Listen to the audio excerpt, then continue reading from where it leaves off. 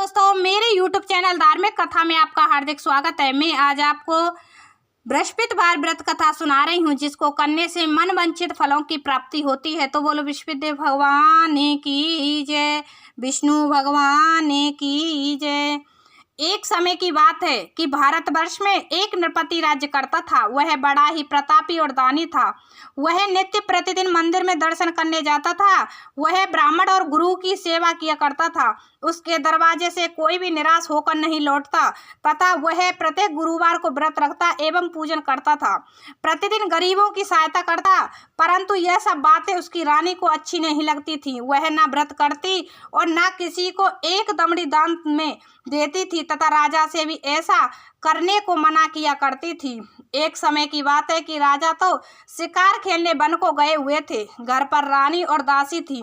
उस समय गुरु बृहस्पतिदेव एक साधु का रूप धारण कर राजा के दरवाजे पर भिक्षा मांगने गए तथा भिक्षा मांगी तो रानी कहने लगी, हे साधु महाराज, मैं इस दान पुण्य से तंग आ गई हूँ। मेरे से तो घर का कार्य ही समाप्त नहीं होता। इस कार्य के लिए तो मेरे पति देव ही बहुत हैं।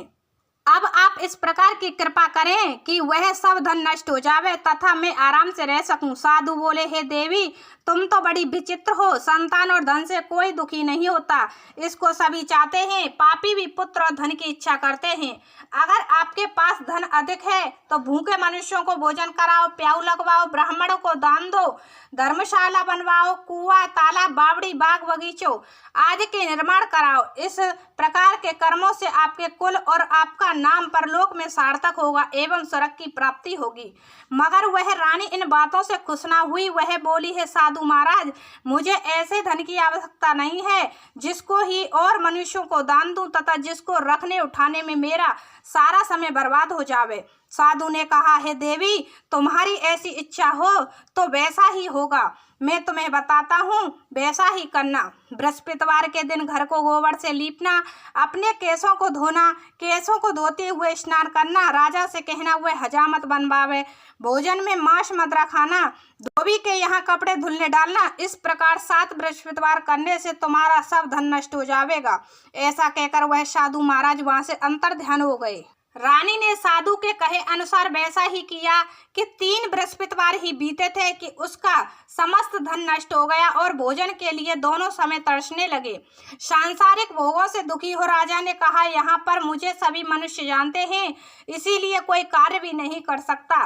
देश चोरी परदेश भिक्षा बराबर है। ऐसा कहकर राजा परदेश चला गया। वहां जंगल में जाता और लकड़ी काट कर लाता और शहर में बेचता। इस तरह जीवन व्यतीत करने लगा।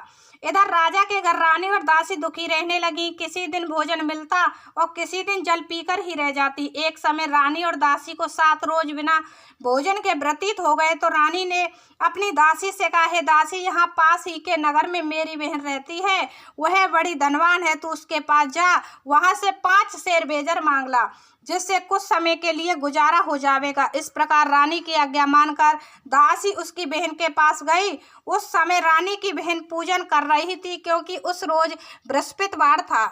जब दासी ने रानी की बहन को देखा और उससे बोली, हे रानी, मुझे तुम्हारी बहन ने भेजा है, मेरे लिए 5 शेर बेजर दे दो। इस प्रकार दासी ने अनेक बार कहा, परंतु रानी ने कुछ उत्तर ना दिया, क्योंकि वह उस समय बृहस्पतिवार की कथा सुन रही थी। इस प्रकार जब बांदी को किसी प्रकार उत्तर नहीं मिला तो वह बहुत दुखी हुई एवं क्रोध भी आया और लौटकर अपने गांव रानी के पास आकर बोली, हे रानी, तुम्हारी बहन तो बहुत ही अभिमानी है। वह छोटे मनुष्यों से बात भी नहीं करती, इसीलिए मैंने उससे कहा तो उसने कोई उत्तर नहीं दिया। मैं वापस चली आई। रानी बोली, हे दासी, इसमें उसका कोई दोष नहीं है। जब बुरे दिन आते हैं तब कोई सहारा नहीं देता। अच्छे बुरे का पता विपत्ति में ही लगता है। जो ईश्वर की इच्छा होगी वही होगा। यह सब हमारे भाग्य का दोष है।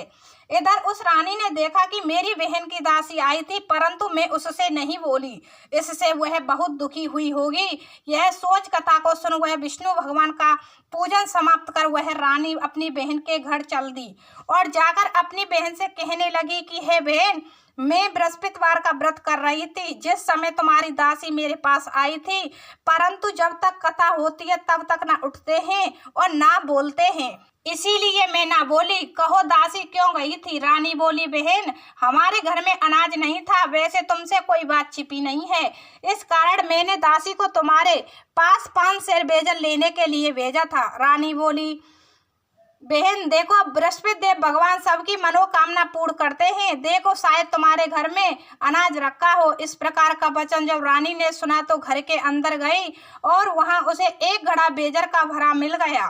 तब तो वह रानी और बादी बहुत ही खुश हुई और दासी बोली, है रानी देखो वैसे हमको जब भोजन नहीं मिलता तो हम रोज ही व्रत करते थे, अगर इनसे व्रत की विधि और कथा पूछ ली जावे तो हम भी व्रत किया करें। तब उस रानी ने अपनी बहन से पूछा कि हे बहन बृहस्पतिवार के व्रत की कथा कैसे है तथा यह व्रत कैसे करना चाहिए। रानी की बहन ने कहा, बृहस्पतिवार के व्रत में चने की दाल मुनक्का से विष्णु भगवान का केले की जड़ में पूजन करे तथा दीपक जलावे, पीला भोजन करे तथा कहानी सुने। इस प्रकार करने से गुरु भगवान प्रसन्न होते हैं, अन्य पुत्र एवं धन देते हैं, मनोकामना पूर्ण करते हैं। इस प्रकार रानी और दासी दोनों ने निश्चय किया कि बृहस्पतिवार भगवान का पूजन जरूर करेंगे। 7 दिन बाद जब बृहस्पतिवार आया तो उन्होंने व्रत रखा, गुड़साल में जाकर चना गुड़ बीन लाई और उसकी दाल से केले की जड़ में तथा विष्णु भगवान का पूजन किया। अब पीला भोजन कहाँ से आवे? बेचारी बड़ी दुखी हुई, परंतु उन्होंने व्रत किया था, इस कारण गुरु भगवान प्रसन्न थे। वह महात्मा के रूप में 2 थालों में सुंदर पीला भोजन लेकर आए और दासी को देकर बोले, हे दासी यह तुम्हारे और रानी के लिए भोजन है, तुम दोनों करना। दासी भोजन पाकर बड़ी प्रसन्न हुई और रानी से बोली, चलो रानी जी भोजन कर लो। रानी को इस विषय में कुछ पता नहीं था, इसीलिए वह दासी से बोली, तू ही भोजन कर क्योंकि तू हमारी व्यर्थ में हंसी उड़ाती है। दासी बोली, एक महात्मा भोजन दे गया है। रानी कहने लगी, वह भोजन तेरे लिए ही दे गया है, तू ही भोजन कर। दासी ने कहा, वह महात्मा हम दोनों को 2 थालों में भोजन दे गए हैं, इसीलिए हम और तुम दोनों ही साथ साथ भोजन करेंगी। इस प्रकार रानी और बांदी दोनों ने गुरु भगवान को नमस्कार कर भोजन प्रारंभ किया तथा अब वह प्रत्येक बृहस्पतिवार को गुरु भगवान का व्रत और विष्णु भगवान का पूजन करने लगी। बृहस्पति देव भगवान की कृपा से फिर रानी और दासी के पास धन हो गया और वह फिर इस प्रकार आलस्य करने लगी। तब दासी बोली, देखो रानी तुम पहले भी इसी प्रकार आलस्य करती थी, तुम्हें धन रखने में कष्ट होता था, इस कारण सभी धन नष्ट हो गया। अब गुरु भगवान की कृपा से धन मिला है तो फिर तुम्हें आलस्य होता है। बड़ी मुसीबतों के बाद हमने यह धन पाया है, इसीलिए हमें दान पुण्य करना चाहिए तथा भूखे मनुष्यों को भोजन कराओ, प्याऊ लगवाओ, ब्राह्मणों को दान दो, कुआं तालाब बावड़ी आदि का निर्माण कराओ, मंदिर पाठशाला बनवाकर दान दो, कुंवारी कन्याओं का विवाह करवाओ, धन को शुभ कार्यों में खर्च करो जिससे तुम्हारे कुल का यश बढ़े तथा स्वर्ग की प्राप्ति हो और पितर भी प्रसन्न होंगे। तब रानी ने इसी प्रकार कार्य करने प्रारंभ किए तो काफी यश फैलने लगा। एक दिन रानी और दासी विचार करने लगी, न जाने राजा किस प्रकार से होंगे, उनकी कोई खबर नहीं है। गुरु भगवान से उन्होंने प्रार्थना की और भगवान ने रात्रि में राजा को स्वप्न में कहा, हे राजा उठ, तेरी रानी तुमको याद करती है, अपने देश को जा। राजा प्रातःकाल उठा और विचार करने लगा, स्त्री जाति खाने और पहनने की संगिनी होती है, पर भगवान की आज्ञा मानकर वह अपने नगर के लिए चलने को तैयार हुआ। इससे पूर्व जब राजा परदेश चला गया तो परदेश में दुखी रहने लगा, प्रतिदिन जंगल में से लकड़ी बीन कर लाता और उन्हें शहर में बेचकर अपने दुखी जीवन को बड़ी कठिनता से व्यतीत करता था। एक दिन राजा दुखी हो अपनी पुरानी बातों को याद करके रोने लगा। तब उस जंगल में से बृहस्पति देव एक साधु का रूप धारण कर आए। राजा के पास आकर बोले, हे लकड़हारे, तुम इस सुनसान जंगल में किस चिंता में बैठे हो, मुझको बतलाओ।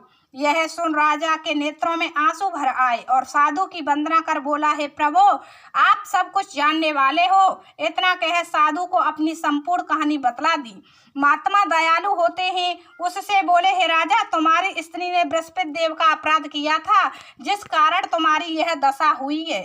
अब तुम किसी प्रकार की चिंता मत करो, भगवान तुम्हें पहले से अधिक धनवान करेगा।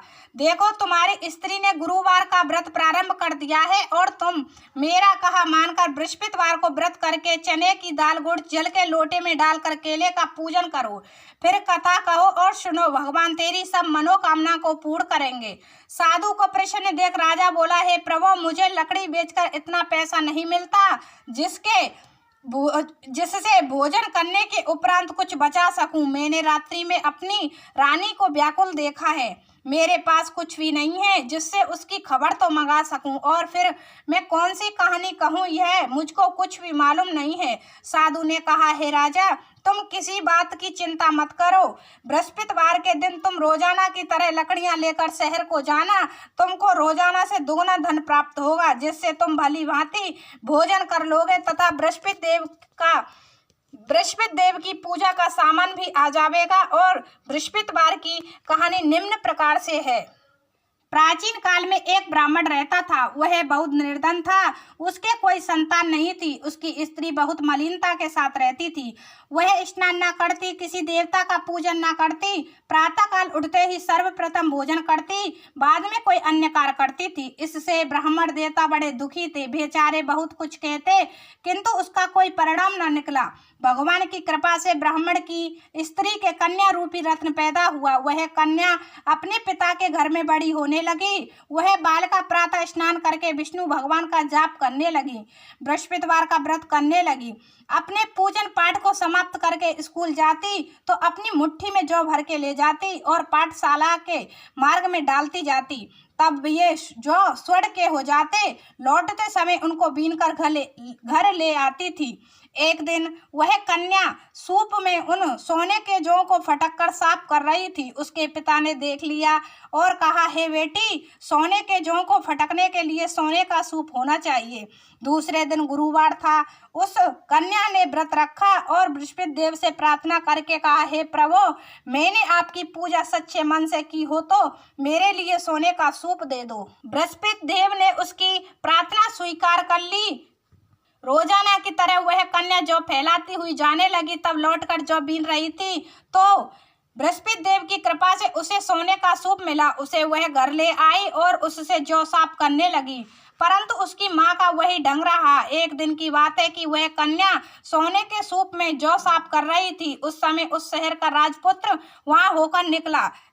उस कन्या के रूप और कार्य को देखकर मोहित हो गया तथा अपने घर आकर भोजन तथा जल त्याग कर उदास हो लेट गया। जब राजा को इस बात का पता लगा तो अपने प्रधानमंत्री के साथ उसके पास गए और बोले, हे बेटा, तुम्हारा किसी ने अपमान किया है अथवा कोई कारण हो सो कहो, मैं वही करूँगा जिससे तुम्हें प्रसन्नता हो। अपने पिता की राजकुमार ने बातें सुनी तो वह बोला, मुझे आपकी कृपा से किसी बात का दुख नहीं है, न किसी ने मेरा अपमान किया है, परंतु मैं उस लड़की के साथ विवाह करना चाहता हूँ जो सोने के सूप में जौ साफ कर रही थी।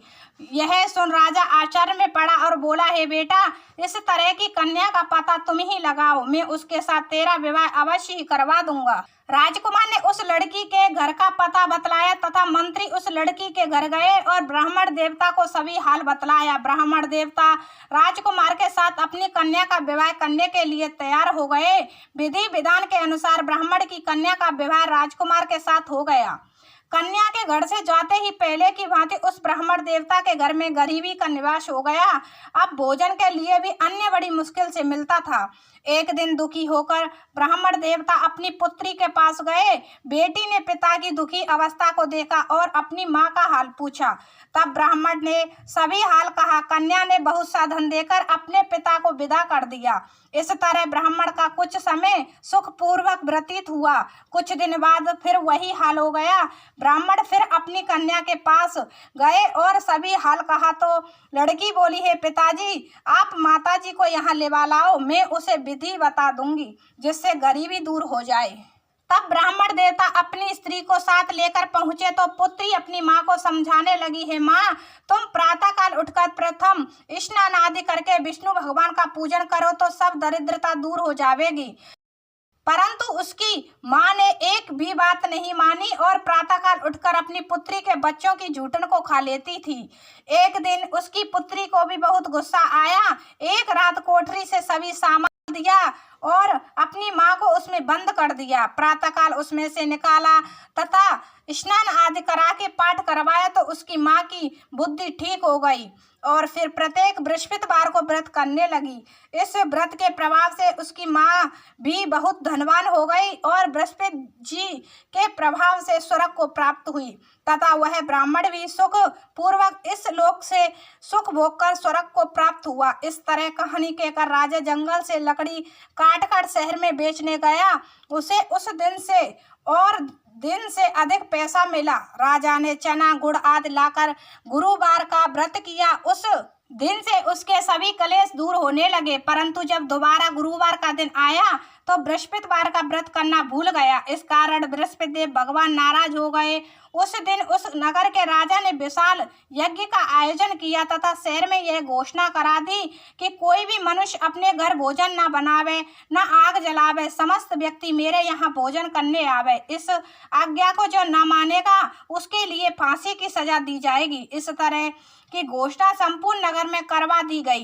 राजा की आज्ञा अनुसार शहर के सभी लोग भोजन करने गए, लेकिन लकड़हारा कुछ देर से पहुंचा, इसीलिए राजा उसको अपने साथ घर ले गए और जब भोजन करा विदा कर रहे थे तो रानी की दृष्टि उस खूंटी पर पड़ी जिस पर उसका हार लटका हुआ था।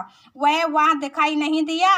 रानी ने निश्चय किया कि मेरा हार इसी मनुष्य ने चुरा लिया है। उसी समय पुलिस को बुलाकर उसको जेल खाने में डलवा दिया। अब राजा जेल खाने में पड़ गया और बहुत दुखी होकर विचार करने लगा कि न जाने कौन से पूर्व जन्म के कर्म से मेरे लिए दुख प्राप्त हुआ है, और उसी साधु की याद करके रोने लगा कि जो जंगल में मिला था। उसी समय तत्काल बृहस्पति देव साधु के रूप में प्रकट हो गए और उसकी दशा को देखकर कहने लगे, अरे मूर्ख, तूने बृहस्पति देवता की कथा नहीं की, इस कारण तेरे लिए दुख प्राप्त हुआ है। अब तू चिंता मत कर, बृहस्पतिवार के दिन जेल खाने के दरवाजे पर 4 पैसे पड़े मिलेंगे, उनसे तू बृहस्पति देव की पूजा करना, तेरे सभी कष्ट दूर हो जाएंगे। बृहस्पतिवार के रोज उसे 4 पैसे मिले। राजा ने कथा कही। उसी रात को बृहस्पति देव ने उस नगर के राजा को स्वप्न में कहा, हे राजा, तुमने जिस आदमी को जेल खाने में बंद कर दिया है वह निर्दोष है, वह राजा है, उसे छोड़ देना। रानी का हार उसी खूंटी पर लटका हुआ है। अगर तू ऐसा नहीं करेगा तो मैं तेरे राज्य को नष्ट कर दूंगा। इस तरह के स्वप्न को देख राजा प्रातःकाल उठा और खूंटी पर हार देखकर लकड़हारे को बुलाकर क्षमा मांगी तथा राजा को योग्य सुंदर वस्त्र आभूषण देकर विदा किया तथा गुरुदेव की आज्ञा अनुसार राजा अपने नगर को चल दिया। राजा जब नगर के निकट पहुंचा तो उसे बड़ा ही आश्चर्य हुआ। नगर में पहले से अधिक बाग, तालाब, कुएं तथा बहुत सी धर्मशालाएं, मंदिर आदि बन गई थीं। राजा ने पूछा कि यह किसके बाग और धर्मशाला हैं। तब नगर के सब लोग कहने लगे, यह सब रानी और बांदी के हैं। तब राजा को आश्चर्य हुआ और गुस्सा भी आया। जब रानी ने यह खबर सुनी कि राजा आ रहे हैं तो उसने बांदी से कहा कि हे दासी, देख राजा हमको कितनी बुरी हालत में छोड़ गए थे, वह हमारी ऐसी हालत देखकर लौट न जाए, इसीलिए तू दरवाजे पर खड़ी हो जा। आज्ञा अनुसार दासी दरवाजे पर खड़ी हो गई और राजा आए तो उन्हें अपने साथ लिवा लाई। तब राजा ने क्रोध करके अपनी तलवार निकाली और पूछने लगे, यह बताओ कि यह धन तुम्हें कैसे प्राप्त हुआ है। तब उन्होंने कहा कि हमें यह सब धन बृहस्पति देव के व्रत के प्रभाव से प्राप्त हुआ है। राजा ने निश्चय किया कि 7 रोज बाद तो सभी बृहस्पति देव का पूजन करते हैं, परंतु मैं रोजाना दिन में 3 बार कहानी कहा करूंगा तथा रोज व्रत किया करूंगा। अब हर समय राजा के दुपट्टे में चने की दाल बंधी रहती तथा दिन में 3 बार कहानी कहता। एक रोज राजा ने विचार किया कि चलो अपनी बहन के यहाँ हो आवे। इस तरह निश्चय कर राजा घोड़े पर सवार हो अपनी बहन के घर जाने लगा। मार्ग में उसने देखा कि कुछ आदमी एक मुर्दे को लिए जा रहे हैं। उन्हें रोककर राजा कहने लगा, अरे भाइयों, मेरी बृहस्पति देव की कहानी सुन लो। वे बोले, लो हमारा तो आदमी मर गया है, इसको अपनी कथा की पड़ी है। परंतु कुछ आदमी बोले, अच्छा कहो, हम तुम्हारी कथा भी सुनेंगे। राजा ने दाल निकाली और जब कथा आदि हुई कि मुर्दा हिलने लग गया और जब कथा समाप्त हो गई तो मुर्दा राम राम करके मनुष्य खड़ा हो गया। आगे मार्ग में उसे एक किसान खेत में हल चलाता मिला। राजा ने उसे देखा और उससे बोला, अरे भैया, तुम मेरी बृहस्पतिवार की कथा सुन लो। किसान बोला, जब तक मैं तेरी कथा सुनूंगा तब तक मैं 4 हरैया जोत लूंगा। जा अपनी कथा किसी और को सुनाना। इस तरह राजा आगे चलने लगा। राजा के हटते ही बैल पछाड़ खाकर गिर गए तथा उसके पेट में बहुत जोर से दर्द होने लगा। उस समय उसकी माँ रोटी लेकर आई। उसने जब यह देखा तो अपने पुत्र से सब हाल पूछा और बेटे ने सभी हाल कह दिया। तो बुढ़िया दौड़ी दौड़ी उस घुड़सवार के पास गई और बोली, मैं तेरी कथा सुनूंगी, तू अपनी कथा मेरे खेत पर चलकर कहना। राजा ने बुढ़िया के खेत पर जाकर कथा कही, जिसके सुनते ही बैल खड़े हो गए तथा किसान के पेट का दर्द बंद हो गया। राजा अपनी बहन के घर पहुंच गया। बहन ने भाई की खूब मेहमानी की। दूसरे रोज प्रातःकाल राजा जगा तो वह देखने लगा कि सब लोग भोजन कर रहे हैं। राजा ने अपनी बहन से कहा कि ऐसा कोई मनुष्य है जिसने भोजन ना किया हो, वह मेरी बृहस्पतिवार की कथा सुन ले। बहन बोली, हे भैया, यह देश ऐसा ही है, पहले यहाँ लोग भोजन करते हैं, बाद में अन्य काम करते हैं। अगर कोई पड़ोस में हो तो देख लाऊं। वह ऐसा कहकर देखने चली गई, परंतु उसे ऐसा व्यक्ति नहीं मिला जिसने भोजन नहीं किया हो।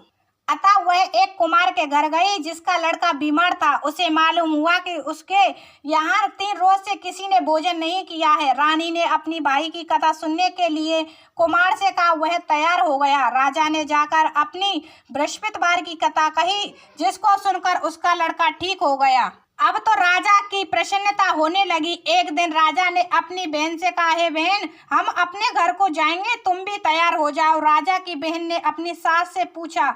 सास बोली, हाँ चली जा, परंतु अपने लड़कों को मत ले जाना, क्योंकि तेरे भाई के कोई संतान नहीं है।